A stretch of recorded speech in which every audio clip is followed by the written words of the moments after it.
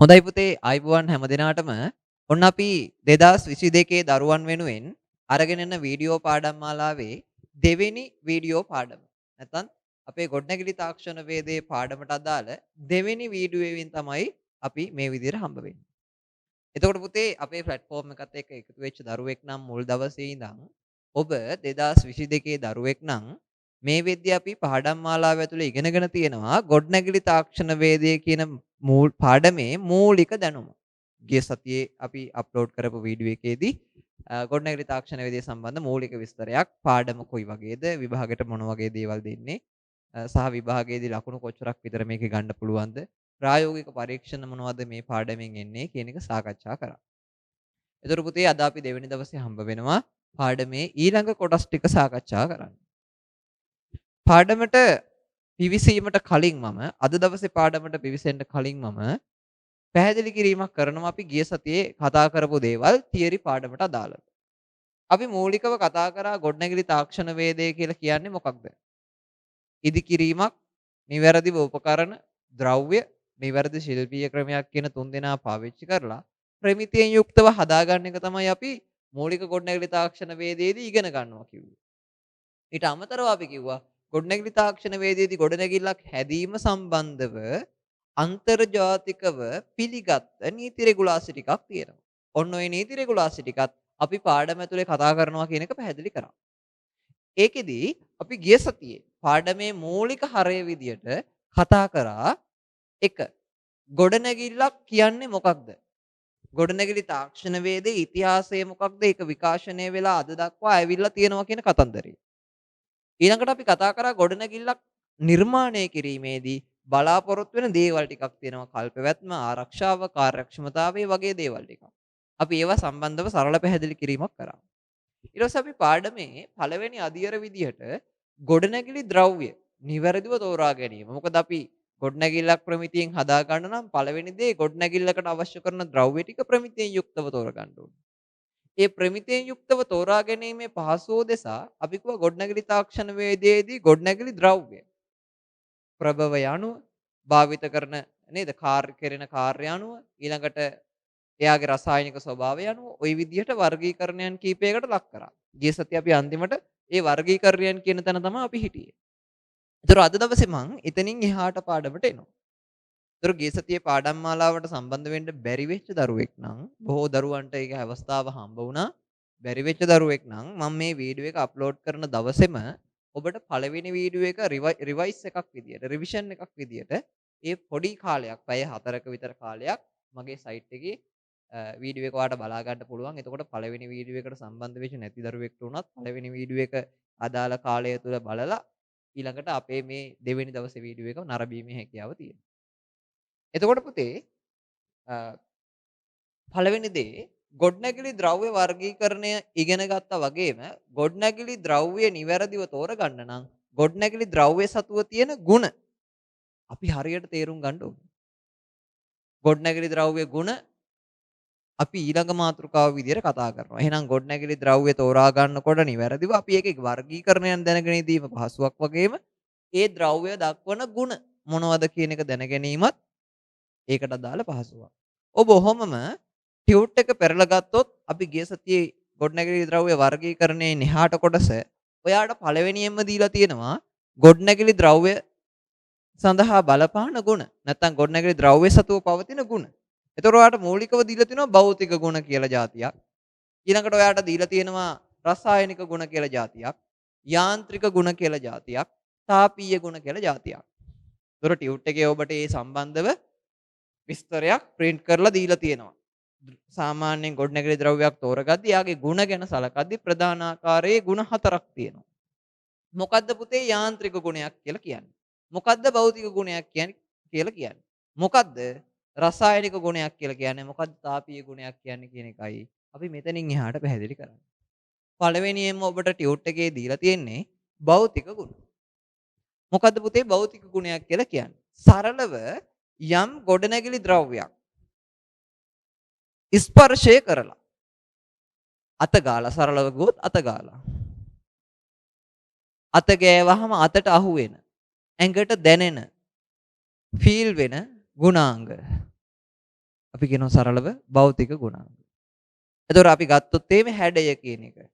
අත ගෑවහම හැඩය අපිට අහු වෙනවා. භෞතික ස්පර්ශයෙන් අපිට නිරීක්ෂණයෙන් ස්පර්ශයෙන් අඳුර ගන්න පුළුවන් හැඩය. ප්‍රමාණය. ලොකු එකක්ද පොඩි එකක්ද කියලා පුතේ අත ගෑවහම අහු වෙනවා. සරලයි. හැඩේ කොයි වගේද කියලා අත ගෑවහම අහු වෙනවා. ඔබ ඕන තරම් ඒ අත ගාලා බලලා තියෙනවනේ. එතකොට රළුයිද සිනිඳුයිද කියලා අත ගෑවහම අහු වෙනවා. එතකොට ඒවා මොනවද පුතේ? භෞතික ගුණාංග. පැහැදිලිනේ. එහෙනම් සරලව භෞතික නිරීක්ෂණයෙන් හෝ ස්පර්ශයෙන් හඳුනාගත හැකි ගුණ තමයි අපි කියන්නේ භෞතික ගුණ කියලා. ඒතර ඒවට උදාහරණ කීපයක් මම ටියුට් එකේම දීලා තියෙනවා. හැඩය, වර්ණය, ඊළඟට පිරිවැය, ස්කන්ධය, ඝනත්වය, උපයෝගීතාවය වගේ ගුණ.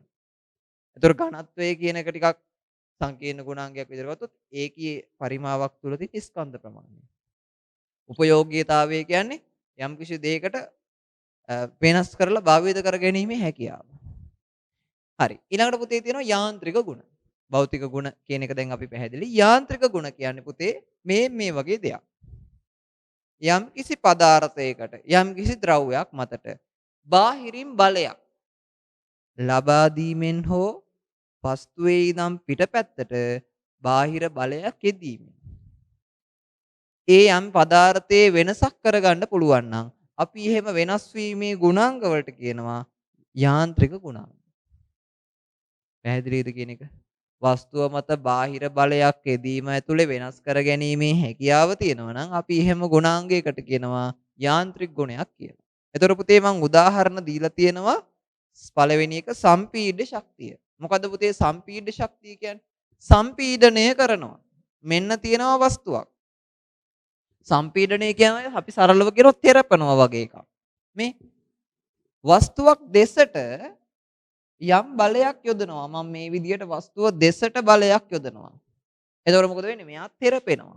මේ තෙරපීමේ ඇතුලේ මේ වස්තුවට වෙනසක් නොවි රඳා පැවතීමේ හැකියාවක් තියෙනවා. ඒ කියන්නේ මේ වස්තුව දෙසට යෙදෙන බලයට ඔරොත්තු දීමේ හැකියාවක් තියෙනවා නම් අපි ඒකට කියනවා සම්පීඩ ශක්තිය කියලා. තේරුණාද කියපු කාරණේ? වස්තුව දෙසට බලයක් යොදනකොට ඒක ඔරොත්තු දෙනවා නම් ඒ බලයට ඒක අපි කියනවා සම්පීඩ ශක්තිය යුක්ත පදාර්ථයක් කියලා. එහෙනම් අපි ලියාගමු පුතේ සම්පීඩ ශක්තිය. වස්තුවක් දෙසට එල්ලවන වස්තුවක් දෙසට එල්ලවන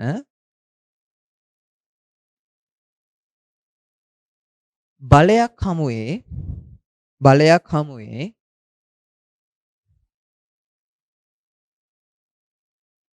විරූපණය නොවි පැවතීමේ හැකියාව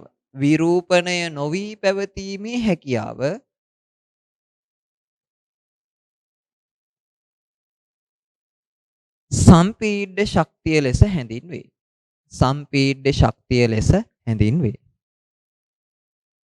right. මොකද්ද පුතේ විරූපණය වෙනවා කියන්නේ?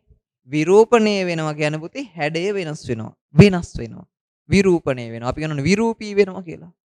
තිබ්බ එක අමුතු විදියකට වෙනස් වෙනවා අපි කියනවා විරූපී වෙලා. ඔය සමහර අය නයිට් ක්‍රීම් එහෙම ගෑවහම වෙන්නේ කාලෙකදී නයිට් ක්‍රීම් ගානකොට ලස්සනට ඉන්නවා. නේද? නිකන් පොටි ගාලා මැදලා කපලා වගේ තියෙන්නේ. හැබැයි නයිට් ක්‍රීම් එක නවත්තලා සතියක් යනකොට විරූපී වෙනවා. අර තිබ්බ හැඩය සම්පූර්ණයෙන් නැති වෙලා අමුතු කියන්න බැරි හැඩයකට එනවා. ඒතකොට ඒක විරූපී. එන විරූපණය වෙනවා කියන්නේ හැඩය වෙනස් වෙනවා කියන එකේ වගේ තේරුම. හරි. ඊළඟට පුතේ ආතන්නේ ශක්තිය. ආතන්නේ ශක්තිය කියන්නේ පුතේ මේ වගේ එකක්. ආතන්නේ කියන්නේ ඇදෙනවා කියන එක. සම්පීඩණය වෙනවා කියන්නේ තෙරපෙනවා කියන එක. ආතන්නේ නම් පුතේ වස්තුවෙන් ඉවතට බලයක් යෙදෙන්න ඕනේ. එහෙනම් ආතන්නේ ශක්තිය කියන්නේ වස්තුවෙන් ඉවතට යෙදෙන බලයක් හමුවේ වෙනස් නොවි පැවතීමේ හැකියාව. වස්තුවෙන් ඉවතට යෙදෙන බලයක් හමුවේ වෙනස් නොවි පැවතීමේ හැකියාව. හරි නේද? හරි. එහෙනම් ලියා ගන්න පුතේ ආතන්නේ ශක්තිය. වස්තුවක් දෙසින් ඉවතට නැත්නම් වස්තුවෙන් ඔබ්බට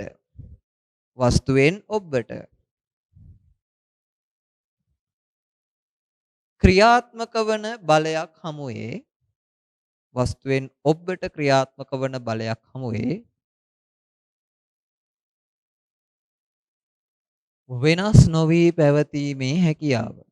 වෙනස් නොවී පැවතීමේ හැකියාව මෙලෙස හැඳින්වේ. වෙනස් නොවී පැවතීමේ හැකියාව මෙලෙස හැඳින්වේ.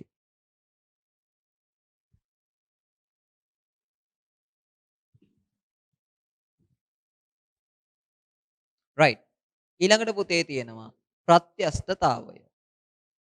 ඔබට මේක SFT වල තව එහාට ඉගෙන ගන්නකොට ඔබ 2022 හින්දා මේ වෙද්දි තාමත් ප්‍රත්‍යස්තාවය කියන කොටස ඉගෙන නැහැ.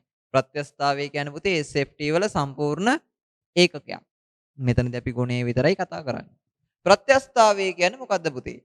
ප්‍රත්‍යස්තතාවය කියන්නේ වස්තුවෙන් ඉවතට යෙදෙන බලයක් හමුවේ වස්තුවේ දිග වැඩි වෙනවා.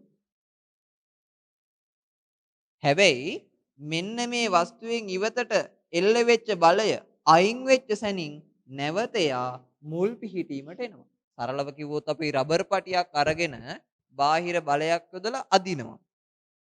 ඇදලා අපි රබර් පටිය අතාරිනවා. ඒ කියන්නේ අපි යොදව බලය අතහරිනවා. අතෑරපු ගමන් මොකද වෙන්නේ? රබර් පටිය ආපහු තිබ්බ පිහිටීමටම එනවා.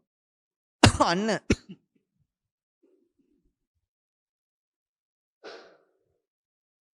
අන්න ඒ ගුණාංගය අපි කියනවා ප්‍රත්‍යස්තතා ගුණාංගය කියලා. නැත්නම් ප්‍රත්‍යස්තතාවය කියලා. රයිට් ලියා ගන්න. වස්තුවකින් ඉවතට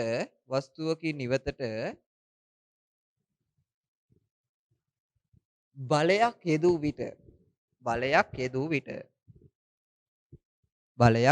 විට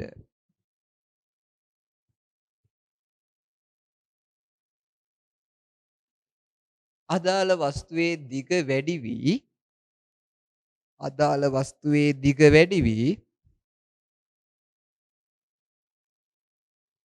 බලය ඉවත් කළ වහාම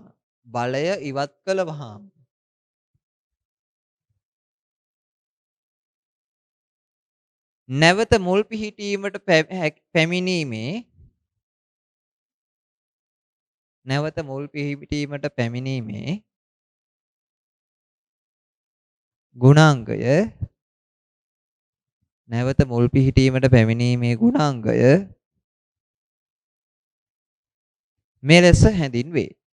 මෙලෙස හැඳින්වේ. හරි නේද?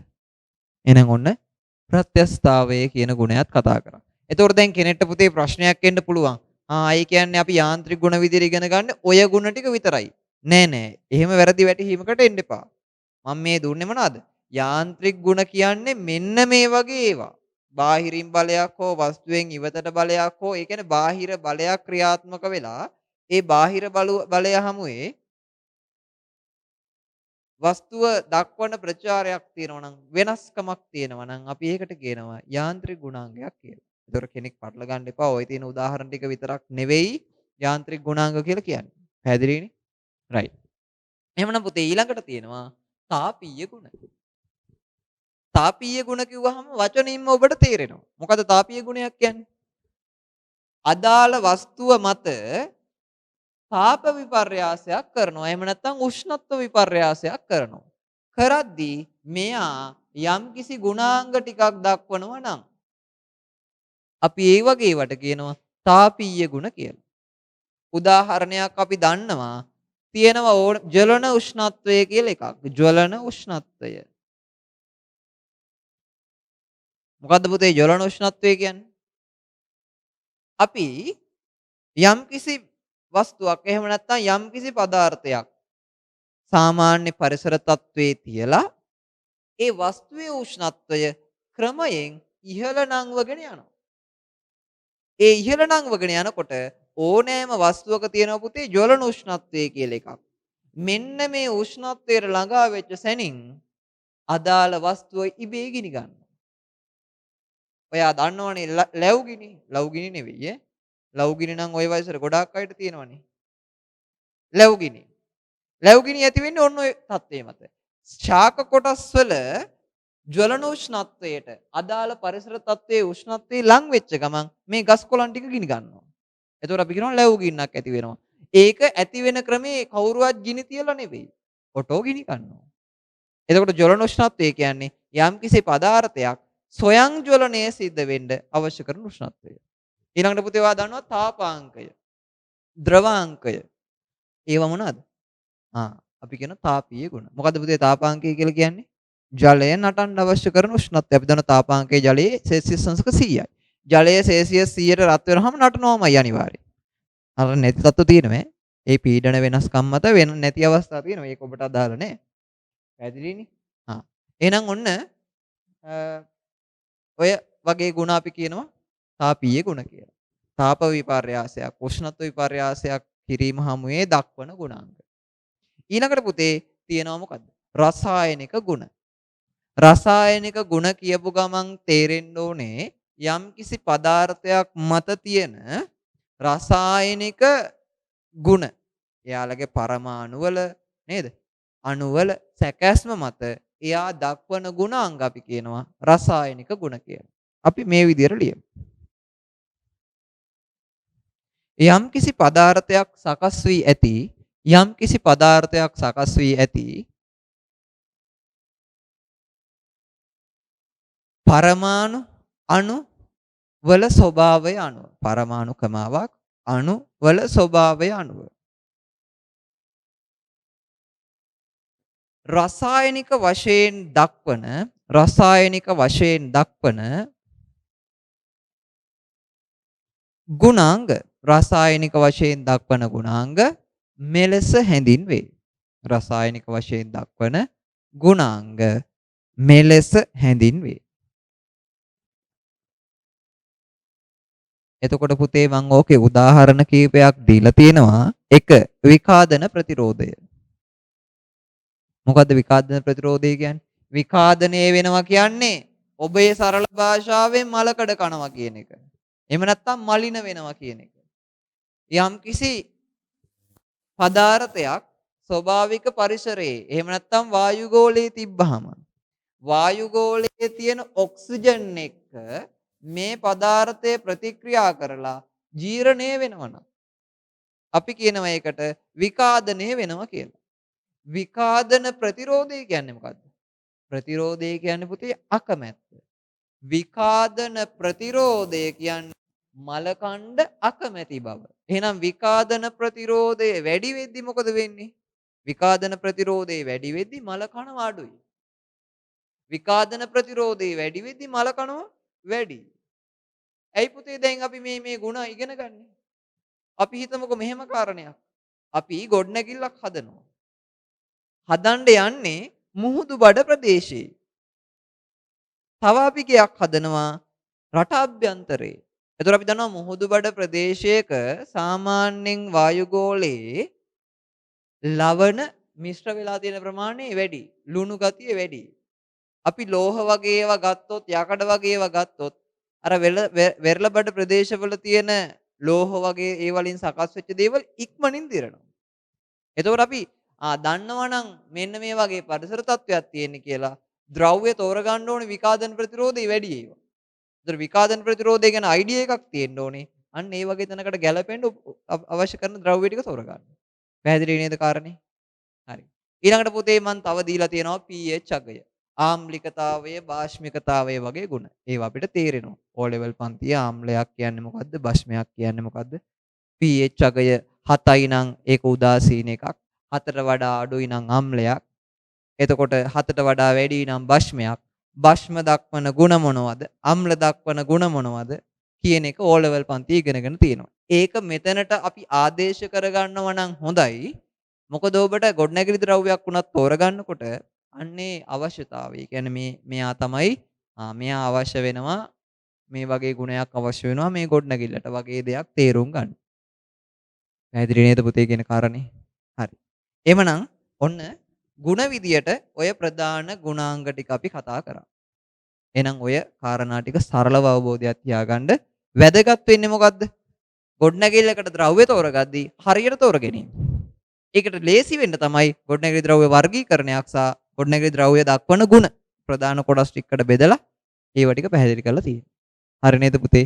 එහෙනම් අපි එනවා ඊළඟ කොටසට. දැන් චූටි කාරණයක් පුතේ පැහැදිලි කරන්න තියෙනවා මට. චූටි දෙයක් ඔයාට කියන්න තියෙනවා. දැන් සාමාන්‍යයෙන් අපි තියරි පන්තියක ඉන්නකොට අපි දන්නවා සාමාන්‍යයෙන් මගේ තියරි පන්තියක් පැය 4යි. ඒතර පැය 4ක් ඇතුලේ ඔයා පන්ති ඇවිල්ලා ඉගෙන ගන්නවා, ඉඳගෙන ඉන්නවා. එතකොට මම පන්තිය ඇතුලේ ඇවිදලා ඔබට අපහැදිලි තැන් ටික පැහැදිලි කරනවා. ඔහොම කාරණයක් සිද්ධ වෙනවා. හැබැයි දැන් මෙතන තියෙන තත්ත්වයක් එක්ක මම ඔබට මේ විදිහට කැමරාවක් ඉස්සරහට ඇවිල්ලා උගන්වනවා. යම් මට්ටමකට පන්තිය උගන්වනවට වඩා වෙනස් සහ වෙනස් විදිහේ ටිකක් ළමයින්ට වැඩිපුර තේරෙන විදිහේ පැහැදිලි කිරීම ටිකත් එක්ක. ඒතර පුතේ කෙනෙක්ට හිතෙන්න පුළුවන් සර් දැන් පැය 4ක පන්තියක් කරාට වීඩියෝ එක පැය 4ක් නෑනේ. අපි පැයේ වීඩියෝ දෙකක් වගේනේ සතියකට දාන්නේ. එතකොට සර් පැය දෙකයිනේ අපිට කරනවා මදිද වගේ එකක්. හැබැයි පුතේ මතක තියාගන්න අපි මේ පන්තිය ඇතුලේ සාමාන්‍ය ළමයි එක්ක ගනුදෙනු කරලා ළමයාගේ දිහා ගිහිල්ලා බලලා ටියුට් එක බලලා නෝට් එක බලලා නේද? වැරදි නිවැරදි කිරීම කරලා ඔන්න ඔය ක්‍රියාවලියට යනකොට සාමාන්‍යයෙන් යන කාලය වැඩි. දැන් මට ඒ කාලය මෙතනදි වැය වෙන්නේ නෑ. එහෙනම් සාමාන්‍ය පුතේ මේ පැය කීපය ඇතුලේ උගන්නන ටික අපි පන්තියක කරා නම් පැය 3ක් 4ක් කරන වැඩක්ම තමයි මේ අපි කරගෙන යන්නේ. එහෙනම් පුතේ පළවෙනි දේ හරි අවධානයෙන් මේ ටික ගොඩ දාගන්න. මොකද සාමාන්‍යයෙන් දවසක පන්තියක් ඇතුලේ කරන වැඩ ප්‍රමාණයට ටිකක් වැඩිපුර වැඩ ප්‍රමාණයකොත් අපි මේ වීඩියෝ එකක් ඇතුලේ කරනවා. හරි නේද? එහෙනම් අපි එනවා පුතේ පාඩමේ ඊළඟ කොටස ගොඩනැගිල්ලක් සඳහා ද්‍රව්‍ය තෝරා ගැනීම. එතකොට මෙහෙම කාරණයක් තියෙනවා. දැන් ටික ටික පාඩම ප්‍රැක්ටිකල් පැත්තට බර වෙනවා. හරි? මෙතනින් එහාට ප්‍රායෝගික කාරණා තමයි වැඩිපුර කතා කරන්න තියෙන්නේ. එහෙනම් පුතේ අපි එමු ගොඩනැගිලි සඳහා නිවැරදිව ද්‍රව්‍ය තෝරගෙන ගොඩනැගිලි ඉදිකිරීමේ පියවර ක්‍රමයෙන් සාකච්ඡා කරන්න. හරි පුතේ. එහෙනම් මෙන්න මම පැහැදිලි කරනවා ගොඩනැගිලි ද්‍රව්‍ය තෝරා ගැනීමේ ඉඳන් එතනින් එහාට කාරණා ටික. පළවෙනි දේ ඔබ ගොඩනැගිල්ලක් හදන්න ඉන්න පුජ්‍යලයක් කියලා හිතන්න. සරලව ඔයා අපි හිතන්න ඔයා ගෙයක් හදන්න යන්නේ. ඔයා ඉස්සෙල්ලාම මොකද කරන්න ඕනේ? ඉස්සෙල්ලාම කරන්න ඕනේ වැඩ නම් ගොඩක් තියෙනවා. අපි සරලව ගොඩනැගිල්ල හදන තැන පටන් ගමුකෝ. ඔයා ඉස්සෙල්ලාම ගොඩනැගිල්ලට අවශ්‍ය කරන ගොඩනැගිලි ද්‍රව්‍ය ටික අමුද්‍රව්‍ය ටික ගේන්න ඕනේ. ඒ ගේනකොට ඔයා දැනගන්න ඕනේ හොඳ ප්‍රමිතියෙන් යුක්ත ද්‍රව්‍යම ගන්න. ඔයා වර්ගීකරණයන් ඇතුලේ ද්‍රව්‍ය ගුණ ඉගෙන ගැනීම ඇතුලේ දැනගත්ත මොනවාද ද්‍රව්‍ය කියන්නේ මොනවාද ද්‍රව්‍ය වල ගුණ කියන්නේ කියන එක පැහැදිලියි. ඒතර ඔයාලා යම් අවබෝධයක් තියෙනවා තෝරගන්න. හැබැයි දැන් ඔයාට මේවා ටික ගන්න වෙනවනේ. අපිට සපේ ගන්න වෙනවා. සාමාන්‍යයෙන් පුතේ ගොඩනැගිලි ඉදිකිරීම සඳහා ද්‍රව්‍ය තෝරගද්දී අපිට ක්‍රම දෙකකට තෝරගන්න වෙනවා. එක සරලව ගිහිල්ලා වෙළඳ පොලෙන් ගිහිල්ලා ගන්න පුළුවන්. වෙළඳ පොලෙන් ද්‍රව්‍ය මිලදී ගන්න පුළුවන්. ඊළඟට ස්වභාවික පරිසරයෙන් ගන්නත් වෙනවා. right. දැන් මෙහෙමයි. වෙළඳ පොලෙන් ගන්නකොටත් අපි දැනගන්න ඕනේ ක්වොලිටි බඩුවක් තෝරගන්න. නේ අමුද්‍රව්‍ය ටික ක්වොලිටියෙන් තෝරගන්න පුළුවන් වෙන්නත් ඕනේ.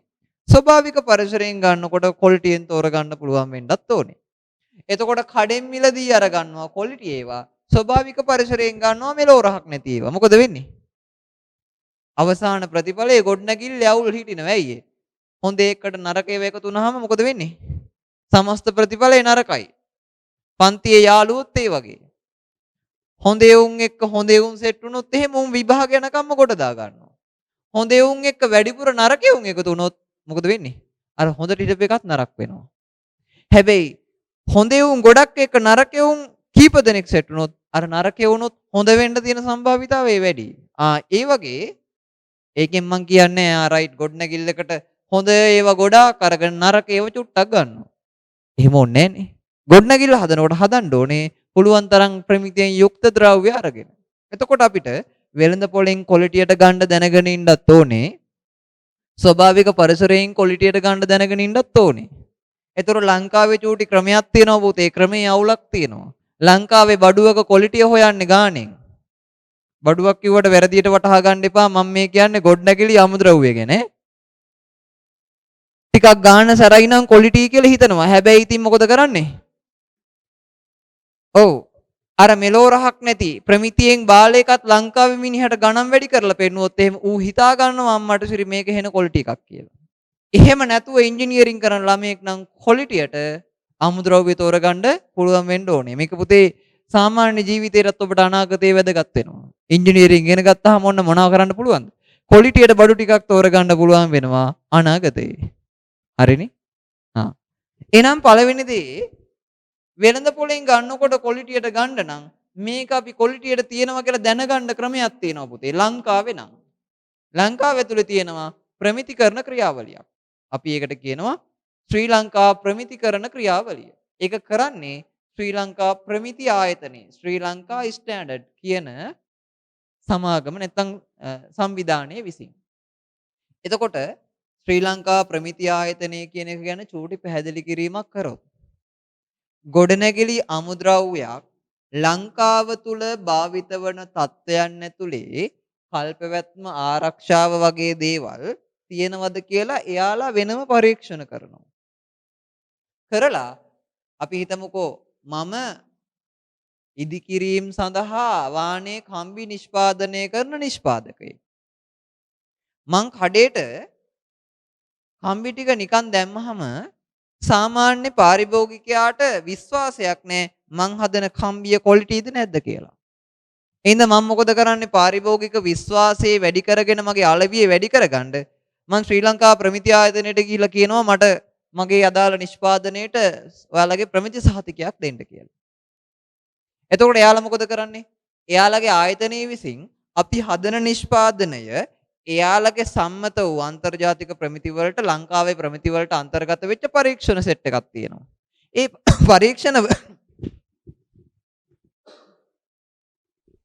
ඒ පරීක්ෂණ වලට භාජනය කරනවා.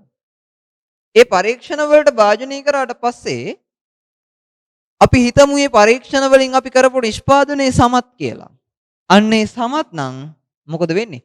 අපිට දෙනවා SLS සහතිකය. දෙන්නේ පුතේ යම් කිසි අංකයකින් මං ඉදිරියට ඒවා කියලා දෙනවා. SLS අපි හිතමු 210. නැත්තම් 207. නිකන් උදාහරණයක් විතරයි. මේ මංකයක් පේන එකක් ගැන අපිට ඉගෙන ගන්න නෑ මෙතනදී. හරි? SLS 207. එතකොට මෙයා අපි මොකද කරන්නේ? අපි හදන නිෂ්පාදනයේ සඳහන් කරලා යවනවා. අන්න දැන් පාරිභෝගිකයා කඩේට ගිහිල්ලා බලනවා අපේ නිෂ්පාදනයේ රයිට් ශ්‍රී ලංකා ප්‍රමිති ආයතනයේ විසින් සහතික කරපු එකක්. එහෙනම් මෙයා ක්වොලිටි අපිට තෝරගත්තට අවුලක් නැහැ. එහෙනම් ඔන්න ලේසි කරලා තියෙනවා. වෙළඳ පොලෙන් ගන්න ටික අපි සරලව ගන්නවා පුළුවන් තරම් SLS ප්‍රමිති සහතික තියෙන නිෂ්පාදන අමුද්‍රව්‍ය.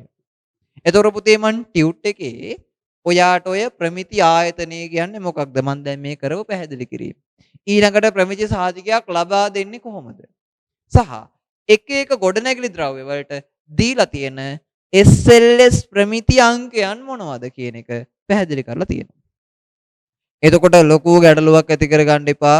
සර් අපි මේ SLS අංක ටික ඔක්කොම මතක තියාගන්න ඕනේද? එහෙම එකක් නෑ පුතේ. ඔබ දැනට අවබෝධයේ තියාගන්න අපි සාමාන්‍ය ගොඩනැගිල්ලකට අමුද්‍රව්‍ය තෝරගද්දී වෙළඳ පොලෙන් ගන්නකොට SLS සහතිකයේ තියෙන අමුද්‍රව්‍ය තෝරගන්න. එතකොට ඔබට මේ වැඩේ ටිකක් සරලයි. එහෙම මතක තියාගන්න. එතකොට SLS සහතිකයක් කියන්නේ මොකක්ද කියන එක පොඩ්ඩක් මතක තියාගන්න. ඔබ ප්‍රශ්නයක් ඇති කරගන්න එපා. මොකද ඔයාට 13 වසරේ පළවෙනි පාඩම. ඉංජිනේරු ප්‍රමිති සහ තත්ත්ව සහතික පද්ධති කියන එක. ඒකෙදි මෙන්න මේ SLS ප්‍රමිතිකරණ ක්‍රියාවලිය ඉංජිනේරු ප්‍රමිති කියන ඒවා වැඩිපුර කතා කරනවා. දැනට ඔය SLS සහතිකය කියන්නේ මේ වගේ එකක්. ඒ SLS සහතිකයේ තියෙනවා නම් අපිට අමුද්‍රව්‍ය පහසුවෙන් ප්‍රමිතයෙන් යුක්තයි කියලා අඳුරගෙන තෝරගන්න පුළුවන්. හරි නේද? ඔන්න වෙළඳ පොලෙන් බඩු ටික ගන්නකොට අමුද්‍රව්‍ය ටික ගන්නකොට දැන් හරි සරලයි. මොකද්ද? SLS ප්‍රමිති සහතිකයේ තියෙන අමුද්‍රව්‍ය ටික අරගත්තාම වැඩේ ගොඩ. ඊළඟට පුතේ අපි ගන්න වෙනවා ස්වභාවික පරිසරයෙන් ද්‍රව්‍ය. මොනවද ස්වභාවික පරිසරයෙන් ගන්න ඒවා? අපිට පස් ටික කඩෙන් ගන්න බෑනේ. ස්වභාවික පරිසරයෙන් ගන්න. ජලය ගන්න ස්වභාවික පරිසරයෙන්. වැලි ටික ගන්න ස්වභාවික පරිසරයෙන්. කළු ගල් මෙටල් ටික අපි ගන්නේ ස්වභාවික පරිසරයෙන්. මේවට කවුරුත් SLS දීලා නැහැ. ස්වභාවික පරිසරයේ තියෙන වතුර වලට SLS දීලා තියෙනවා. හැබැයි අපිට SLS තියෙනවද කියලා මොනා කරන්න බෑද? වතුර තියෙන ජලාශයකට ගිහලා රයිට් මේ වතුර SLS තියෙනවද කියලා දන්නේ නැහැනේ අපි. පස් ටිකක් ගන්නකොට මේවා ප්‍රමිතියෙන් යුක්තයිද SLS තියෙනවද කියලා අපි දන්නේ නැහැනේ. ඒ කියන්නේ SLS ප්‍රමිතියට තියෙනවද කියලා අපි දන්නේ නැහැ. අපි මොකද කරන්න වෙන්නේ? අපිට අවබෝධය තියෙන්න ඕනේ. ස්වභාවික පරිසරයෙන් නිවැරදි ප්‍රමිතිය යුක්තව ද්‍රව්‍යයක් තෝර ගැනීම සම්බන්ධව නැත්නම් ද්‍රව්‍යයක් තෝරගන්න අවබෝධය තියෙන්න ඕනේ. එහෙනම් මම මෙතනින් එහාට පුතේ වැඩිපුර කතා කරන්නේ මෙන්න මෙයා ගැන. ස්වභාවික පරිසරයේ තියෙන ගොඩනැගිලි ද්‍රව්‍යයන් කොහොමද අපි ප්‍රමිතියෙන් යුක්තව තෝරගන්නේ කියන එක. ඒක යටතේ අපි කතා කරනවා ස්වභාවික පරිසරයේ අමුද්‍රව්‍ය වලින් හදන ගඩොල් කියන එකේනවා තෝරගන්න විදිය. ඊළඟට පුතේ වැලි කියන ඒවා තෝරගන්න විදිය. ඊළඟට අපි පුතේ කතා කරනවා මැටල් එහෙම නැත්නම් අපි කියනවා රළු සමහාරක. ඊළඟට කළුගල් මේ කළුගල් වලම කුඩා එකනේ මැටල් කියන්නේ අපි. මෙන්න මේ වගේ ස්වභාවික ද්‍රව්‍යයන් නිවැරදිව තෝරගන්න විදිය සම්බන්ධව මේ පාඩමේ මෙතනින් එහාට කොටස් වලදී අපි සාකච්ඡා කරනවා. එහෙනම් පුතේ ඔබ නෝට් එකේ 5 වෙනි පිටුවේ සහ 6 වෙනි පිටුවේ මම 6 වෙනි පිටුවේ මුල SLS ප්‍රමිති සහතිකයේ දෙන ඒවා සම්බන්ධ චූටි විස්තරයක් දාලා තියෙනවා. ඒ ටික කියව ගන්න ඕනේ. පැහැදිලි නේද කියන කාරණේ? හරි. එහෙනම් අපි එමු පුතේ මෙන්න මේ ස්වභාවික පරිසරය ඇතුලෙන් තෝරගන්න ස්වභාවික පරිසරයේ අමුද්‍රව්‍ය පාවිච්චි කරලා හදන විධිමත් SLS සහතික ක්‍රියාවලින් නොමැති ද්‍රව්‍ය ප්‍රමිතියෙන් යුක්තව තෝරගන්න විදිහ ගැන කතා කරන්න. ඒකේ මම පළවෙනි එක කතා කරනවා නිවැරදි ප්‍රමිතියෙන් යුක්තව ගඩොල් තෝරා ගැනීම කියන කාරණය. ඒතකොට කෙනෙක්ට ප්‍රශ්නයක් එන්න පුළුවන් සර් එතකොට ගඩොල් වලට SLS සහතික නැද්ද? පුතේ ඉංජිනේරු ප්‍රමිති යටතේ නැත්නම් SLS ප්‍රමිති යටතේ අපි සාමාන්‍යයෙන් ගඩොල් සඳහා දෙනවා පුතේ SLS 39 කියලා සහතිකයක්. එතකොට ප්‍රශ්නයක් තියෙනවනේ. අපේ ගමේ ඉන්නවා නම් ගඩොල් කපන මාමා කෙනෙක් මේ ගඩොල් කපන මාමා දන්නේ නැහැ නේ SLS කියන්නේ මොකද්ද මේ ගඩොල් වලට දෙන SLS සහතිකය මොකද්ද කියලාවත් දන්නේ නැහැ සමහරට. එයා දන්නේ පරම්පරාවෙන් ආපු දැනුමෙන් ගඩොල් කපන විදිහ විතරයි. එතකොට අපි දැනගන්න ඕනේ මොකද්ද? SLS ප්‍රමිතියට ගැලපෙන ගඩොල් මේ මාමා හදලා තියෙනවද? අපි ගන්න මේව සුදුසුයිද? සුදුසු නැද්ද? තෝරගන්න දැනගන්න ඕනේ. මොකද ගඩොල් කැටේ SLS මෙච්චර කියලා ගහලා නැහැනේ. ඉංජිනේරු ගඩොල් කියන ඒවල ගහලා තියෙනවා. ඊට අමතරව අපි සාමාන්‍යයෙන් ගඩොල් කැටේ ගහලා නැහැ. ඉංජිනේරු ගඩොල් කියන එකේ සාමාන්‍යයෙන් අපිට SLS ප්‍රමිතියට හදලා කියන එක තහවුරු කරගැනීමේ ලිපි ලේඛන තියෙනවා. ඒ ආයතන මගින් හදනකොට එහෙම නැත්නම් ගමින් අපි ගඩොල් කපන එකකින් ගඩොල් ගන්නවා නම් අපි දැනගන්න ඕනේ ආ ප්‍රමිතිය යුක්තව හදලා තියෙනවද කියලා තෝරගන්න. මෙන්න මෙතනින් එහාට මම කතා කරනවා පුතේ ප්‍රමිතියෙන් යුක්තව ගඩොල් තෝරා ගැනීම කියන කාරණය. හරි පුතේ. එහෙනම් අපි කතා කරන්න යන්නේ ගඩොල් තෝරා ගැනීම සම්බන්ධව.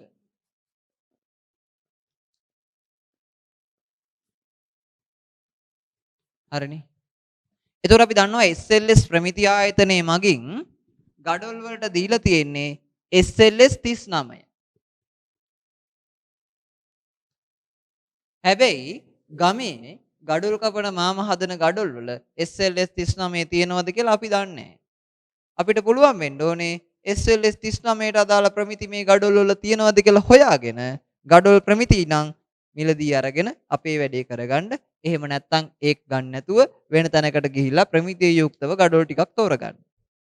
එහෙනම් පුතේ මෙන්න මේ SLS ආයතනය මගින් මේ SLS 39 කියන ප්‍රමිති සහතිකය ලබා දෙන්න.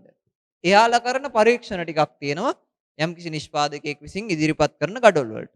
ඒ පරීක්ෂණ ටිකම තමයි පුතේ අපිට සිලබස් එකේදී ගඩොල් සම්බන්ධව මෙතන ඉගෙන ගන්න තියෙන පරීක්ෂණ විදියට තියෙන්නේ. ඒතකොට ඒවා සාමාන්‍ය සරල පරීක්ෂණ අපිට ගෙදර ඉඳන් නේද අපිට ගඩොල් තෝරගන්න ඕන නම් මේ වැඩේ කරලා සරලව පැහැදිලි කරගන්න පුළුවන් මේ ගඩොල් ප්‍රමිතියද නැද්ද කියලා. නම් පළවෙනි එක ටියුට් එකේ ඔබට දීලා තියෙනවා හැඩය සහ වර්ණය සම්බන්ධ සම්මතයක්.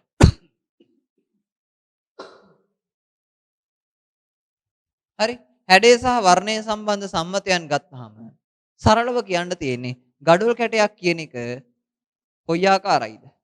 ඝන කාබ ආකාරයි. මෙන්න මේ ගඩොල් කැටයේ දාර කියන ඒවා ඍජු වෙන්න ඕනේ. මුහුණත් සමතල වෙන්න ඕනේ. වර්ණය ඒකාකාර දුඹුරුවන් රතු පැහැයක් වෙන්න ඕන. අපි කියන සරලව ගඩොල් රතු පැහැය වෙන්න ඕනේ කියලා. එහෙනම් පුතේ ප්‍රමිතියෙන් යුක්ත ගඩොලක් නම් ඒකේ සපුරන්න ඕනේ පළවෙනි අවශ්‍යතාවය දාර ටික තියුණු වෙන්න ඕනේ. ඍජුව තියෙන්න ඕනේ. මුහුණත් ටික සමතල වෙන්න ඕනේ. පාට ගත්තාම එක තැනක රතු පාට, එක තැනක දුඹුරු පාට, තව තැනක කහ පාට. එහෙම තිබ්බොත් ගඩොල ප්‍රමිතිමත් නෑ. ඒ කියන්නේ හරියට පිච්චිලා නෑ කියන එක. ශක්තිය හරියට ඇවිල්ලා නෑ. එහෙනම් ප්‍රමිතියෙන් යුක්ත ගඩොලක් නම් ඊටා පැහැදිලි ඒකාකාර වර්ණයක් තියෙන්න ඕනේ. එහෙනම් පුතේ ලියා ගන්න හැඩය සහ වර්ණය සම්බන්ධ සම්මතයන් ගඩොලෙහි හැඩය ඒකාකාර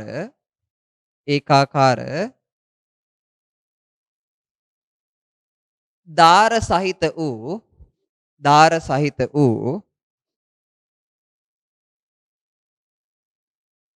ඝන කාබ ආකාරයේ විය යුතු අතර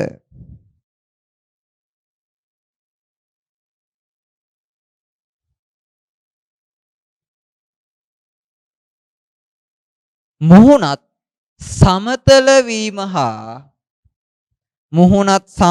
වීම හා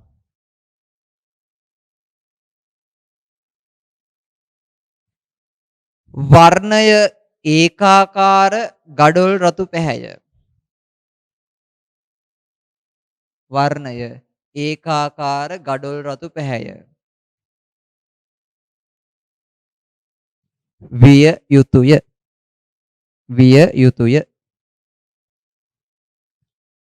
හරි පුතේ. එහෙනම් ඔන්න ගඩොලක් ප්‍රමිතියෙන් තියෙනවා නම් සපුරන්න ඕනේ පළවෙනි අවශ්‍යතාවය මුහුණත් සමතල වෙලා දාර ඍජු වෙලා පාට ඒකාකාර වෙන්න ඕනේ ගඩොල් රතු පැහැය. හැබැයි දැන් කෙනෙක් වැරදියට වටා ගන්න එපා පුතේ. දැන් රයිට් ගඩොල තියෙනවා දාර ඍජුයි හොඳට තියෙනවා සමතලව මුහුණත් පාටත් ඒකාකාරයි. ඒක වෙච්ච පමණින් අපිට කියන්න බෑ පුතේ ගඩොල ප්‍රමිතිමත් කියලා. තව තියෙනවා ගුණාංග කීපයක්. මේ ඔක්කොම හරි ගියොත් තමයි ගඩොල හොඳයි කියලා හිතන්නේ. හරි නේද? රයිට්. ඔය තමයි හැඩය හා වර්ණය සම්බන්ධ සම්මතයන්. ඊළඟට පුතේ තියෙනවා ප්‍රමාණය සම්බන්ධ සම්මතයන්. සාමාන්‍යයෙන් පුතේ ගඩොලක් හදනකොට ගඩොල් වර්ග දෙකක් තියෙනවා. අපි සාමාන්‍යයෙන් ලංකාව ඇතුලේ භාවිත කරන ගඩොල් වර්ග දෙකක් තියෙනවා. අපි එකක් කියනවා ඉංජිනේරු ගඩොල් කියලා. ඉංජිනේරු ගඩොල්. ඔයා දැකලා ඇති චූටි ගඩොල් වගේක් තියෙනවා. ආයෙ තියෙනවා පුතේ සාමාන්‍ය භාවිතයේ තියෙන. සාමාන්‍ය භාවිතයේ තියෙන සාමාන්‍ය ග්‍රාමීය ප්‍රදේශවල හදන ගඩොල් තියෙනවා ටිකක් ඉංජිනේරු ගඩොලකට වඩා ප්‍රමාණයෙන් විශාල මෝඩ ගඩොල් කියලා. හරි නේද? මෝඩ ගඩොල්. එතකොට ඉංජිනේරු ගඩොලක ප්‍රමාණය නම් පුතේ ඔබට ටියුට් එකේ මන් දීලා තියෙනවා. 220යි 105යි 65 මේ මොනවාද මිලිමීටර වලින්. ඒ කියන්නේ ගඩොලේ දිග පුතේ 220ක් වෙන්න ඕනේ. පළල 105ක් වෙන්න ඕනේ මිලිමීටර. උස මිලිමීටර් 65ක් වෙන්න ඕනේ. ඉංජිනේරු ගඩොලක් හදනවා නම් ලෝකේ කොහේ හැදුවත් මෙන්න මේ ප්‍රමාණයට සමාන වෙන්න ඕනේ මේ දිග පළල උස තියෙන්න ඕනේ. එතකොට කොහොමද සර් අපි මෝඩ ගඩොලක් තෝරගන්නේ? මේකට තියෙනවා පුතේ පොදු සම්මතයක්. දැන් ගඩොල් කියන ඒවා ඉංජිනේරු ගඩොල් සයිස් එකකට විතරක් හදන්න ඕන කියලා නීතියක් නැහැනේ. හැබැයි ඉංජිනේරු ගඩොලක් නම් මෙන්න මේ දිග පළල උස මෙනුම් ටික තියෙන්න ඕන කියන එක අනිවාර්යයි. ඒක ඔබ මතක තියාගන්න ඕනේ. ඉංජිනේරු ගඩොලක ප්‍රමාණය මතක තියාගන්න. 220යි 105යි 65යි. ඊළඟට පුතේ පොදු සම්මතයක් තියෙනවා මේ විදියට. අපිට ගඩොලක එක එක සයිස් තියෙනවනේ. ඒ ඕන සයිස් එක ගඩොලක් එයාගේ ප්‍රමාණය ගත්තාම සම්මත ප්‍රමාණයට තියනවද කියලා බලා ගන්න ක්‍රමයක් තියෙනවා පුතේ. ඒ ක්‍රමය තමයි මෙන්න මෙයා. ගඩොලේ දිග සමාන වෙනවා නම් ගඩොලේ පළල වගේ දෙගුණයකට කුස්තුර ඝනකම එකතු වුණාම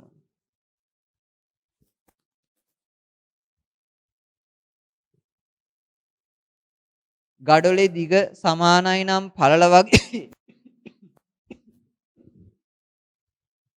ගඩොලේ දිග සමාන වෙනවා නම් පළල වගේ දෙගුණයකටයි කුස්තුර ඝනකමටයි. අපි කියනවා ගඩොල ප්‍රමිතියෙන් යුක්තයි කියලා. මොකද්ද පුතේ මේ කුස්තුර ඝනකම කියලා කියන්නේ? මම මෙන්න මේ විදිහට පැහැදිලි කරනවා. මේ තියෙන්නේ ගඩොල් බැම්මක් කියලා හිතන්න. එතකොට මේකේ පුතේ තියෙනවා මේ විදිහට ගඩොල්. මේ විදිහට ගඩොල් තියෙනවා. එතකොට පුතේ මෙන්න මේ අනුයාත ගඩොල් දෙකක් අතර දානවා බදාම තට්ටුවක්. දැකලා තියෙනවනේ අනුයාත ගඩොල් දෙකක් අතර බදාම තට්ටුවක් දානවා. ඊට අමතරව අනුයාතව මේ තියෙන උඩපල්ලෙහා මේවට කියනවා වරි කියලා. වරි දෙකක් අතරට දානවා මොනවාද? බදාම තට්ටුවක්. ඕවට තමයි අපි කුස්තුර කියන්නේ පුතේ. සාමාන්‍යයෙන් ඉංජිනේරු ශාස්ත්‍රයේ එහෙම නැත්නම් සිවිල් තාක්ෂණ වේදයේදී සම්මතයක් තියෙනවා. මෙන්න මේ කුස්තුරයක ඝනකම මිලිමීටර 10යි කියලා. සාමාන්‍ය ගඩොල් පේරියක් තියාගෙන යනකොට ගඩොලක් තියලා අනිත් ගඩොල තියෙනකොට පරතරය මිලිමීටර 10ක් සෙන්ටිමීටර 10 සෙන්ටිමීටර එකක් වගේ වෙන්න ඕනේ. එතකොට අපි බලමුකෝ පුතේ චූටි උදාහරණයක්. ඉංජිනේරු ගඩොලට මෙන්න මේ සමීකරණය ආදේශ කරමු. ගඩොලක දිග පුතේ 220යි ඉංජිනේරු ගඩොලක් නම්. ගඩොලේ පළල 105යි. එයා වැඩි කරනවා දෙකෙන්. ඒකට එකතු කරනවා පුතේ කුස්තුර ඝනකම මිලිමීටර 10ක්. දැන් අපි බලමු 105 ඒවා දෙකක් කියන්නේ 210යි. මේකට එකතු කරනවා පුතේ තව මිලිමීටර 10ක් කුස්තුර ඝනකම. උත්තරේ කීයද? 220යි මිලිමීටර. අන්න බලන්න සමානයි කාටද? දිගට. එතකොට අපිට කියන්න පුළුවන් මොකද්ද?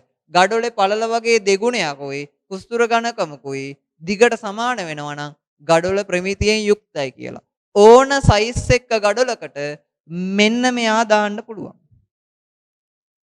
පැහැදිලිද කියන කාරණේ? එහෙනම් අපි ලියාගෙන යමු. ප්‍රමාණය සම්බන්ධ සම්මතයන්.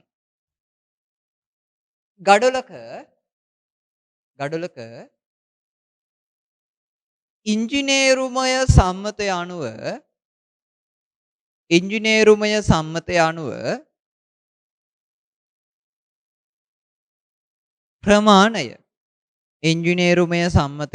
ප්‍රමාණය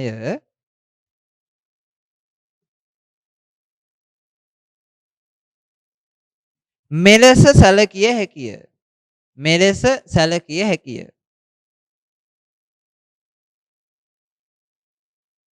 ගඩොලක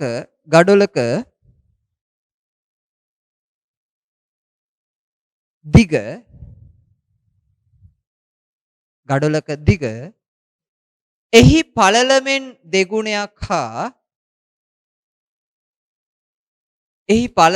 දෙගුණයක් හා කුස්තුර ඝනකමෙහි දිගෙහි එකතුවට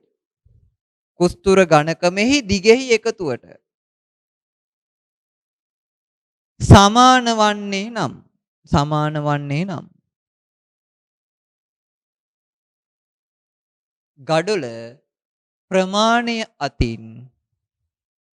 ගඩොල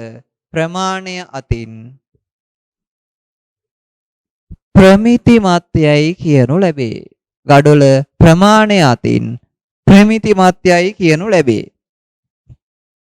ඊළඟට පුතේ ඔයා මන් ටියුට් එකේ දීලා තියෙනවා එහා පැත්තේ කොටුවක්. අන්නේ කොටුව ඇතුලේ මෙන්න මේ සමීකරණය ලියලා ඔබට අවශ්‍ය නම් මෙන්න මේ ආදේශ කිරීම ලියලා අදාළ කාරණේ තවදුරටත් පැහැදිලි කරගන්න. දැන් ඊළඟ ගුණාංගය එහෙම නැත්නම් ඊළඟට ප්‍රමිති පරීක්ෂාව අපි කියනවා ජල අවශෝෂණය. ඊට කලින් චූටි දෙයක් මතක් කරන්න තියෙනවා පුතේ.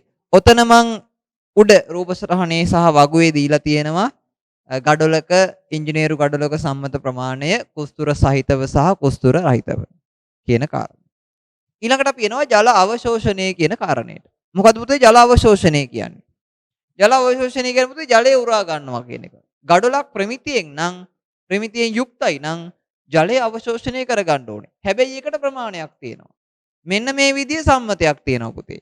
ගඩොලක් සම්පූර්ණයෙන් පැය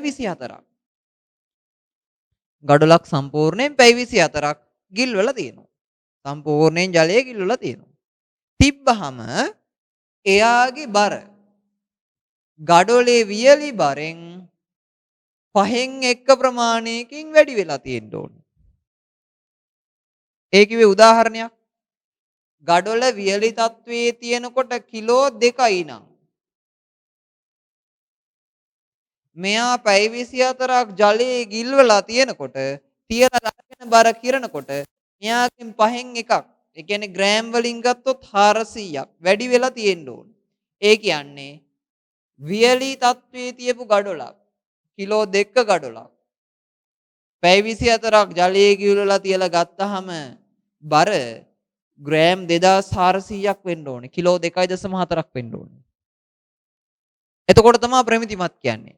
ඇයි එහෙම සම්මතයක් දීලා තියෙන්නේ පුතේ? සාමාන්‍ය ගඩොලක් ගත්තාම ජලය උරා ගන්නවා කියන්නේ ගඩොල තුල තියෙනවා හිස් අවකාශ. හිස් අවකාශ වැඩි නම් ජලය වැඩිපුර උරා ගන්නවා. හිස් අවකාශ නැත්නම් ජලය උරා ගන්නවා අඩුයි පුතේ. ඇයි ගඩොලක හිස් අවකාශ තියෙන්න ඕනේ? දැන් මේකේ තේරෙනවා. පැය 24ක් ජලය ගිරලා තිබ්බහම වතුර උරාගෙන බර වැඩි වෙනවා කියන්නේ ජලය උරා ගන්න හිස් අවකාශ මේක ඇතුලේ තියෙනවා. එතකොට හිස් අවකාශ තියෙන්න ඕනේ ඇයි? සරලව අපි හිතමු මෙහෙම කාරණයක්. දැන් ගොඩනැගිල්ල හදලා මේ විදියට ගඩොල් මත බර යෙදෙනවා. මේ ගඩොල් මත බර යෙදෙද්දී අපි දන්නවා ගඩොල හැකිලෙනවා. අපිට පේන තරම් හැකිලෙන්නේ නැහැ මේ ගඩොල. ලොකුවට හැකිලීමක් වෙන්නේ නැහැ. නමුත් ඉතා සුළු වශයෙන් හැකිලෙනවා. හැකිලෙන්න නම් ඇතුළේ හිස් අවකාශ තියෙන්න ඕනේ. බැරි වෙලාවත් උඩින් බලයේ දෙද්දි හැකිලෙන්න අවශ්‍ය හිස් අවකාශ ගඩොල මත තිබ්බේ නැත්නම් මොකද වෙන්නේ? ගඩොල පුපුරලා ඉරිතලනවා. එහෙනම් හිස් අවකාශ ප්‍රමාණය සම්බන්ධ අදහසක් තමයි අපි මේ ජල අවශෝෂණතාවයෙන් බලන්නේ. හැබැයි පුතේ එහෙම කියලා ජලයේ උරා ගන්නවා වැඩිම වුණොත් එතනත් අවුලක් තියෙනවා. මොකක්ද අවුල? හිස් අවකාශ වැඩි කියන්නේ ගඩොලේ සවිමත් බව අඩුයි. එහෙනම් තේරෙනවා ජලයේ වැඩිපුර උරා ගත්තත් අවුලක් තියෙනවා. අඩුවෙන් උරා ගත්තත් අවුලක් තියෙනවා. සම්මත ප්‍රමාණය තමයි වියලි බරෙන් පහෙන් එක ප්‍රමාණයකින් බර වැඩි වෙන්න ඕන කියන එක. හරි. එහෙනම් ලියාගමු. ජල අවශෝෂණය. ගඩොලක් පැය 24ක කාලයක්. පැය 24ක කාලයක්. සම්පූර්ණයෙන් ජලයේ ගිල්වා තැබූ විට සම්පූර්ණයෙන් ජලයේ ගිල්වා තැබූ විට එහි බර වියලි බරෙන් පහෙන් එකක ප්‍රමාණයකින් වියලි බරෙන් පහෙන් එකක ප්‍රමාණයකින් වැඩි වන්නේ නම්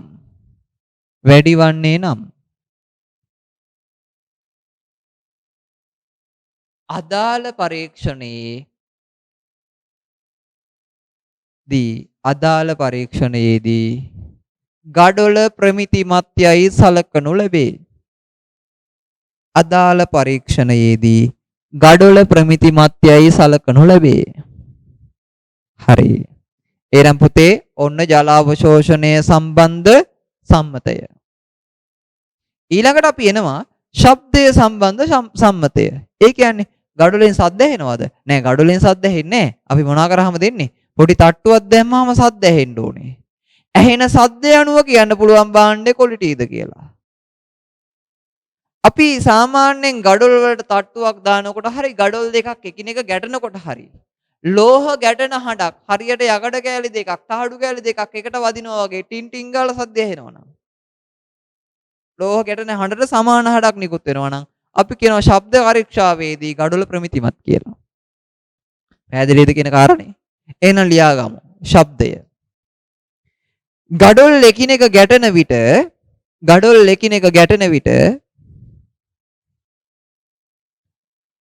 ලෝහ ගැටෙන හඬට සමාන හඬක් නිකුත් වන්නේ නම් ලෝහ ගැටෙන හඬට සමාන හඬක් නිකුත් වන්නේ නම් ගඩොල ප්‍රමිතිමත්යයි කියනු ලැබේ. ශබ්දය අතින් ප්‍රමිතිමත්යයි කියනු ලැබේ.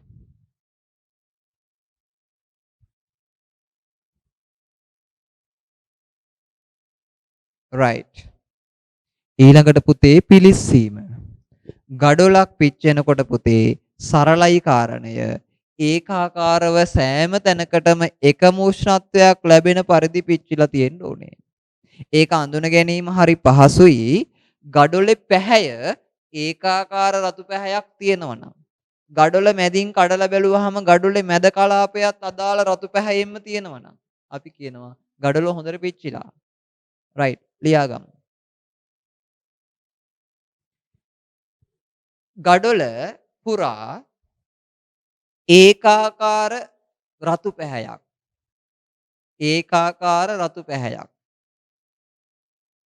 වරහන් ඇතුලේ දාගන්න පිටත සහ අභ්‍යන්තරය කියලා වරහන වහන්න. පිටත සහ අභ්‍යන්තරය. පවතිනම් ගඩොල පිලිස්සීම අතින් ප්‍රමිතිමත් යයි සලකනු ලැබේ. ගඩොල පිලිස්සීම අතින් ප්‍රමිතිමත් යයි සලකනු ලැබේ. right. හරි නේද පුතේ? මෙන්න පුතේ විශේෂ කාරණයක් ඊළඟට. ගඩොලක ජල ත්‍යාගීතාවය. ත්‍යාගීතාවය කියන්නේ මොකද්ද පුතේ? ත්‍යාගය කියන්නේ දෙනවා වගේ එකක්. ගඩොලකින් ජලය දෙනවා කියනවා. මොකද්ද? දෙන්නේ කොහොමද? මෙන්න මේ කාරණේ ටිකක් හොඳට පැහැදිලි කරගන්න පුතේ. අපි හිතමු තෙත ගඩොලක්. අපි අර විදියට ජලයේ ගිල්වලා තියලා ගඩොල අරගෙන තියනවා පුතේ වියලි පරිසරයක. වියලි පරිසරයක තිබ්බහම අපිට පේනවා ගඩොලේ ඇතුලේ උරාගත් ජල ප්‍රමාණයෙන් සුළු ප්‍රමාණයක් පිටතට වැස්සෙනවා.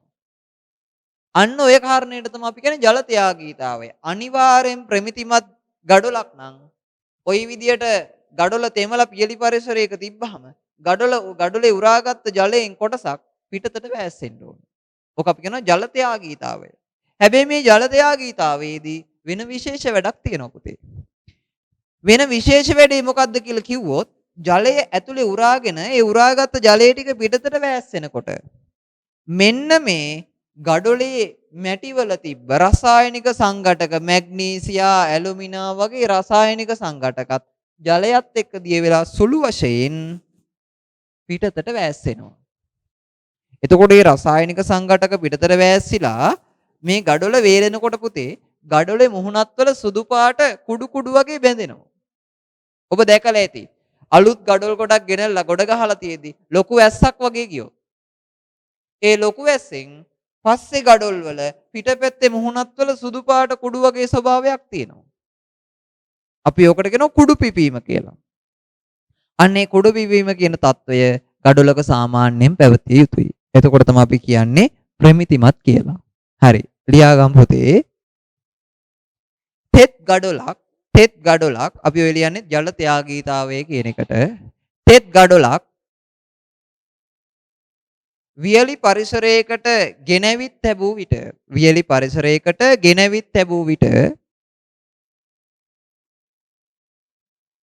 ගඩොල තුල අන්තර්ගත ජලයෙන් කොටසක්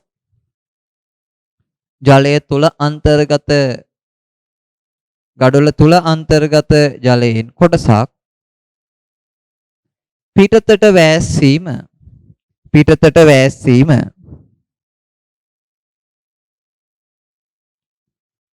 ජල ත්‍යාගීතාවයේ ලෙස හඳුන්වන අතර මෙහිදී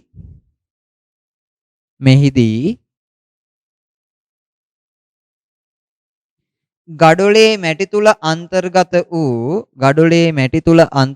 වූ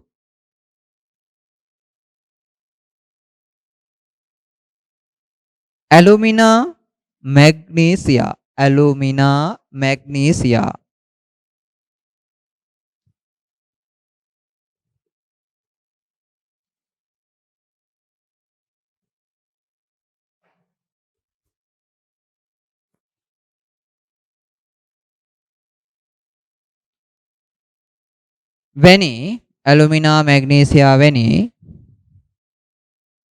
රසායනික සංඝටක රසායනික සංඝටක පිටතට වැස්සීම සිදුවේ. පිටතට වැස්සීම සිදුවේ. මෙය කුඩු පිපීම ලෙසද හැඳින්වේ. මෙය කුඩු පිපීම ලෙසද හැඳින්වේ. හරි පුතේ. ඊළඟට ඔයාට දීලා තියෙනවා කුඩා වගුවක් ගඩොල් සම්බන්ධව. ඒක සරලව අධ්‍යයනය කරන්න. එතකොට තියෙනවා ගඩොල් වර්ග ප්‍රධාන වර්ග දෙකක්, කම්බි කැපූ ගඩොල් සහ අතින් කැපූ ගඩොල් කියලා. එතකොට ඔයාලට තේරෙනවා සාමාන්‍යයෙන් කම්බියෙන් කැපූ ගඩොලකට වඩා අතින් කැපූ ගඩොලක ප්‍රමිතිය අඩුයි. මොකද්ද පුතේ කම්බියෙන් කැපූ ගඩොලක් කියලා කියන්නේ? සාමාන්‍ය අපි කම්බියකින් ගඩොලේ දාර කපනවා. නැත්තම් කම්බි රාමුවකින් මේ ගඩොල් සකස් කිරීම කරනවා. ටිකක් ප්‍රමිතියෙන් ඉහළයි. දාර තියුණුයි, ඍජුයි. අතින් සාමාන්‍ය සාම්ප්‍රදායිකව කපන අපි ගඩොලක සාමාන්‍ය ප්‍රමිතිය අර අපි ඉංජිනේරු ගඩොලක ප්‍රමිතිය තරම් එන්නේ නැහැ. ඒ සම්බන්ධ විස්තරයක් තමයි සරලව තියෙන්නේ. ඊළඟට පුතේ ඔහොමම නියති පරීක්ෂාව කියන එක චුට්ටකට තියලා අපි ගඩොලක ප්‍රමිතිය සම්බන්ධ සාරාංශගත කිරීම කියන තැනට ආවොත් ඔබට ටිකක් අමතර කාරණා ටිකක් කියලා තියෙනවා. කියලා තියෙන කාරණාවලදී පළවෙනි එක තියෙනවා දාර ඍජු හා සමතල වෙන්න ඕනේ මුහුණත්, ඉරිතැලීම් පිපිරීම් වලින් තොර වෙන්න ඕනේ, ලෝහ ගැටෙන හඬක් නිකුත් වෙන්න ඕනේ. අලුත් එකක් කියලා තියෙනවා ගඩොලක ඔලු ගල පැත්ත බිමට හිටින විදියට මීටර් 1.2ක ඉඳන් අතෑරියාම ගඩොල කැඩෙන්නේ නැති වෙන්න ඕනේ. මොකද්ද පුතේ ගඩොලක ඔලු ගල කියන්නේ? මම දැන් පැහැදිලි කරන්නම්. දැන් ඔයා හිතන්න මේ තියෙන්නේ ගඩොලක්. ස්පොන්ජ් එකක් මේ තියෙන්නේ. හැබැයි ගඩොලක් කියලා හිතන්න වෙනවා. ඒතර ගඩොලක පුතේ තියෙනවා මුහුණත් කීපයක්. මෙන්න මේ පැත්තේ මුහුණත. ගඩොලක මෙන්න මේ පැත්තේ මුහුණත. අපි කියනවා ගඩොලේ ඔළුව, ඔලු ගල පැත්ත. මෙන්න මේ පැත්තේ මුහුණත අපි කියනවා බඩගල පැත්ත. එතකොට ගඩොලක් මීටර් 1.2ක වගේ ඉඳන් අතාරිනවා. අතෑරියාම මොනවා වෙන්න බෑද? කැඩෙන්න බෑ. අතාරිනවා කියන්නේ පුතේ පොළවේ ගහනවා කියන එක නෙවෙයි ඈ. මෙහෙම තිබ්බ අතෑරියා. අතාරින්නේ පත කොන්ක්‍රීට් එකක් උඩට එහෙම නෙවෙයි. අතාරින්නේ මොකේද? සාමාන්‍ය පිහිටි පොළවකට. හොඳ ගඩොලක් නම් කැඩෙන්නේ නැහැ සාමාන්‍යයෙන්. කැඩෙනවා නම් පොඩි අවුලක් තියෙනවා. එතකොට සර් අවුලක් තියෙනවනේ අපිට එතකොට ගඩොල් තෝරගන්න ඕන නම් ඔක්කොම ටික අතෑරලා බලන්න වෙනවද? ඒකට විසඳුම් මම කියන්නම්. රයිට්. දැන් ඔන්න ඔහම ප්‍රමිති ටිකක් තියෙනවනේ. ඔන්න ඔහම ප්‍රමිති ටිකක් තියෙනවා. ඊට අමතරව තියෙනවා පුතේ ගඩොලක් ආසන්නව කිලෝ 2ක් විතර වෙන්න ඕන. ඔය කතා කරන්නේ ඉංජිනේරු ගඩොලක් සම්බන්ධව. කිලෝ 2ක් විතර වෙන්න ඕනේ. හරි. දැන් අපි එනවා පුතේ නියති පරීක්ෂාව කියන තැනට. මොකද නියති පරීක්ෂාවක් කියලා කියන්නේ? දැන් සාමාන්‍යයෙන් අපි යනවා ගෙදරකට ගඩොල් මිලදී ගන්න. ගඩොල් අපිට ඕන වෙනවා 10000ක්. අපි නිෂ්පාදකයෙක් ළඟට ගිහිල්ලා අපිට ගඩොල් 10000ක් ඕනේ කියලා කියනවා. දැන් මොකද වෙන්නේ? රයිට් මහත්තයා මේ තියෙන ගඩොල් ටික තෝරගන්න කියලා කියනවා. දැන් ඔය තියෙන ඉංජිනේරුමය පරීක්ෂාවන් සියල්ල අපිට ඔය ගඩොල් 10000ටම කරන්න පුළුවන්ද? එක ගඩොල් ටික උඩ ඉඳන් අතාරින්න පටන් ගත්තොත් එහෙම ගඩොල් නෙමෙයි ගන්න වෙන්නේ ඉස්පිරිතාල තමයි යන්න වෙන්නේ. ඇයි? ගුටි කන්න වෙනවනේ. එතකොට මොකද වෙන්නේ? පළවෙනි දේ ඔය ගඩොල් ඔක්කොම පරීක්ෂා කිරීම ප්‍රායෝගික නෑ. අපි මොකද කරන්නේ? අපි අහඹු ලෙස ගඩොල් ගොඩෙන් නියදියක් තෝරගන්නවා. ගඩොල් හිතමුකෝ 20ක් තෝරගත්ත කියලා. ඒ ටික ඕනනම් මෙල්ලදී අරගෙන ගෙදර ගිහිල්ලා අර විදිය පරීක්ෂාවන් ටික වතුරේ ගිල්ලලා තියෙනවා උඩ ඉඳන් අතාරින ওই ටික කරනවා. කරලා බලනවා අදාළ අහඹු ලෙස තෝරගත්ත නියදිය ප්‍රමිතියෙන් යුක්තයිද? අපි හිතමු තෝරගත්ත ගඩොල් වලින් 180කට වඩා අදාළ ප්‍රමිති ටික සපුරනවා නම් අපිට බය නැතුව ඒ ගඩොල් ගොඩෙන් ගඩොල් ටික අපිට අවශ්‍ය ප්‍රමාණය අරගන්න පුළුවන්. හැබැයි 150කට වඩා අඩුවෙන් නම් ප්‍රමිතිය තහවුරු වෙන්නේ අපි මේ ගඩොල් තෝරා ගැනීමෙන් වළකිනවා. එහෙනම් නියති පරීක්ෂාව කියන්නේ මොකද්ද? අර ප්‍රායෝගිකව ගඩොල් විශාල ප්‍රමාණයක් අරගෙන මේ පරීක්ෂණය කරන්න බැරි හින්දා අහඹු ලෙස ගඩොල් ටිකක් තෝරගෙන අදාළ පරීක්ෂණය කරලා සමස්ත ගොඩ පිළිබඳව අවබෝධයක් ගන්නවා. එතනදී අර දිග මනිනකොට එහෙම ක්‍රම තියෙනවා. සාමාන්‍ය එක ගඩොලක් අරගෙන දිග මැන ඉන්නේ අපි ගඩොල් 10ක් විතර පේලියට තියෙනවා. තියලා මුළු ගඩොල් 10ේ දිග බලනවා. ඊට පස්සේ ගඩොල් ප්‍රමාණයෙන් බෙදලා බලනවා අදාළ දිග ප්‍රමාණය එනවද කියලා. පැහැදිලිනේ කියන කාරණේ. හරි. එහෙමනම් ගඩොල් වල නියති පරීක්ෂාව දවසේ අවසාන කොටස ලියාගමු මේ විදියට. ඉහත පරීක්ෂාවන් ඉහත පරීක්ෂාවන් විශාල ගඩොල් ප්‍රමාණයක් තෝරා ගැනීමේදී විශාල ගඩොල් ප්‍රමාණයක් තෝරා ගැනීමේදී සිදු කිරීම අපහසු වන අතර සිදු කිරීම අපහසු වන අතර සිදු කිරීම අපහසු වන අතර මේ සඳහා පවතින ගඩොල් වලින් අහඹු ලෙස පවතින ගඩොල් වලින් අහඹු ලෙස නියැදියක් ලබා ගනිමින් අදාළ පරීක්ෂණ සිදු කිරීම